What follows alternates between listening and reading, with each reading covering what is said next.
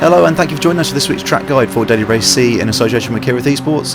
This week we are at Brands Hatch in the Gr4 cars, and it's a pretty tricky race as always. You've got to keep it together for 12 laps.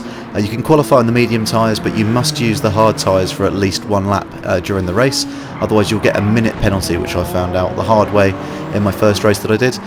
The Genesis is the fastest car for qualifying by a long stretch, but there's quite a few different cars you could use during the race, particularly the Suzuki Swift. I really like the look of the Swift. This Swift in this particular race in the background actually beat me when I was in the Genesis, because it can use the hard tyres the whole way through, doesn't need to stop for fuel, and yeah, it looks like a great fun little car to drive. You are going to need to fuel save if you use something bigger like the Genesis, but in the qualifying obviously we're just going to be going all out for pace and manage to get a decent lap time here. So we're going to go through some braking markers, then we're going to go through the lap guide, and then the track will play out at full speed as always. So let's get into the guide. So firstly we have Paddock Hill Bend, which is turn 1, and this is a bit of a tricky corner because you're in between the 2 and the 1 board, and those also can get taken out sometimes. And where I'm braking is on that slightly lighter patch of tarmac where there is a little bit of a crest of a hill on the left hand side. It's about a car's length before the marshal's box on the left hand side. So looking at that lighter bit of tarmac where there's a little bit of a crest, that's where we're getting on the brakes. Next here we have Westville Bend, which is a really tricky corner. You're looking at the red marker on the end of the barrier on your left hand side. So once you get alongside that, that is where you're getting on the brakes. And it's really important here to do all your braking in a straight line, then lift off and then turn in. So do not brake and turn at the same time, or you're going to find yourself going off into the sand rather a lot. Lastly, we're going to have a look at Stirling's, which is the penultimate corner. Now often the brake boards get taken out here, as they have been in this screenshot that I've taken, and what I'm looking at is the green and white hatched marker by the marshals on the barrier on the right hand side. So if you brake on that green and white hash, then you'll be in good shape for that corner there. With that in mind then, let's get into the track guide and break the lap down fully. And if you are watching on Kireth's channel, remember to come over to JBay Racing and check us out there as well. And please do drop a like and subscribe if you enjoy the content. Let's get going. Here we go then, and we're going to be in the Genesis for this qualifying lap. We're revving the gear out and shifting up just as normal, so nothing really unusual going on there. First brake marker, as we've mentioned, is just at this little lump in the road where the tarmac goes light. Not using full brake, only about 50%. Using third gear to turn the car in, but then short shift to fourth and then get straight back on the power, and you can use all of this green on the runoff as long as you don't touch the sand.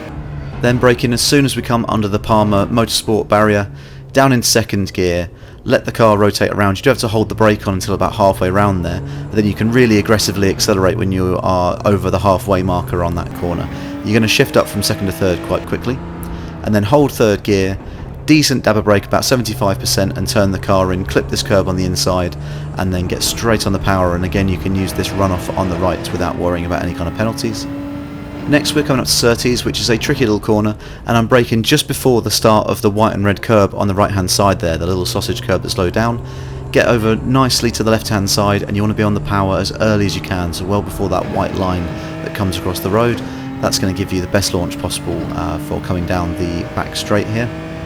Now for this next corner, I'm kind of looking at the red barrier on the right hand side, or just before the 1 board, one on the other, because you do go past that red barrier before you actually start braking, so whatever's easier for you to use there. I delay shifting down into 4th gear, so turning in 5th, then downshifting 4th and get on the power. Braking here right on the red barrier on your left. I use 3rd gear just to turn the car in for a moment, but then up to 4th to get on the power, and you can use that runoff there on the left hand side. You kind of need to really to get through that corner quickly. And here, just in the little dip before you go around the left-hander, about 50% brake. Once again, I use third just for a moment to help rotate the car, but then straight back up to 4th gear. And I do just stray onto the grass a tiny bit here, so don't do that ideally. And then we're braking on the 1 board, or on that white and green hatched barrier for the second to last corner. And then 3rd gear and get on the power as early as you can, because it's really important to get a good launch out of there towards the final turn, where we're then braking on the 1 board or just before the start of that grey path to your left hand side. A little bit of 3rd gear just while turning the car in, but then short shift to 4th to accelerate and pull the car over to the right hand side to get the fastest time that you possibly can. That was good enough for a 28.9, which I was quite pleased with as a lap time, so I hope that helps you. Interesting strategy for this week as well, with whether you're going to be pit stopping or you're just going to go all the way no stopping on the hard tyres, so I hope you enjoyed that. Please do like and subscribe if you have, and here's the lap now at full speed.